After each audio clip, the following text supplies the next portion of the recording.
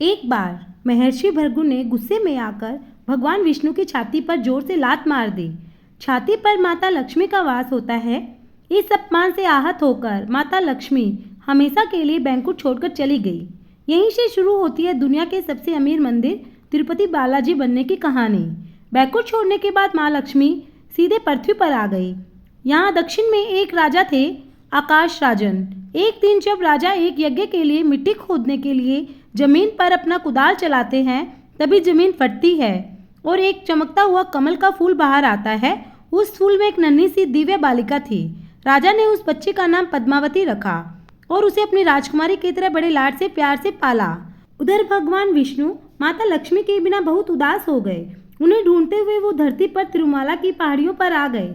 माता के वियोग में वे इतने दुखी थे कि उन्होंने खाना पीना छोड़ दिया था और एक चींटी के टीले के अंदर बैठकर गहरे ध्यान में चले गए।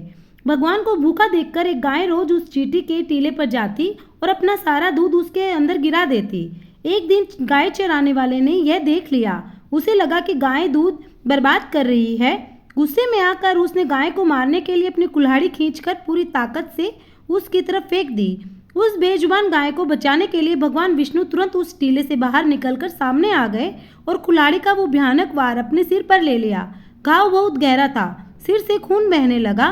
उस जगह के बाल हमेशा के लिए झड़ गए। भगवान को दर्द में देखकर वहां मौजूद उनकी एक परम भक्त नीला देवी से रहा नहीं गया।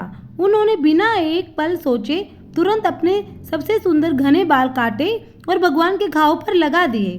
बाल तुरंत प्रभु के सिर से जुड़ गए। उनका यह बलिदान देखकर भगवान ने नीला देवी को वरदान दिया, कलयुग में जो भी भक्त मेरे दर्शन करने आएगा और अपने बालों का दान करेगा, उसका सारा अहंकार और पाप नष्ट हो जाएगा। बाद में भगवान विष्णु जो धरती पर श्रीनिवास के रूप में रह रहे थे, उनकी मुलाकात राजकुमारी पद्मावती से हुई। वह दोनों का विवाह तय हो गया क्योंकि पद्मावती एक बहुत बड़े राजा की बेटी थी, इसीलिए एक शाही शादी की जरूरत थी। लेकिन प्रभु के पास धन नहीं था, इसीलिए भगवान श्रीनिवास ने धन के देवता कुबेर से एक बहुत बड़ा कर्ज लिया। कुबेर ने शर्त रखी कि कलयुग के अंत तक भगवान को यह कर्ज ब्याज समेत चुकाना होगा।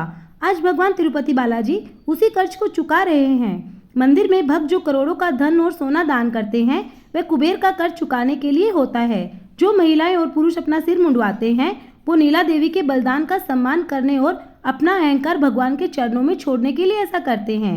अगर आप भी भगवान बालाजी के भक्त हैं तो कमेंट में जय तिरुपति बालाजी जरूर लिखें।